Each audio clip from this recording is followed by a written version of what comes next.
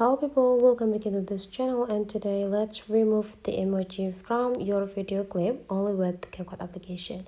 So if you really that often using Capcut and you still confused how you can remove the emoji that you previously added, because whenever we have the emoji on our project, whenever we tap it, there is no actions that we can run here.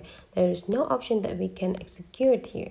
So if you want to remove this emoji, it's by tap into the clip, or you just need to go back and tap into this text features or text tools here.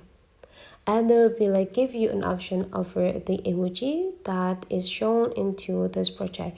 Go tap into this section so that there will be a lot of options that you can choose here, including the X or the button to remove the emoji. Go tap it and this emoji will be slightly removed from your clip.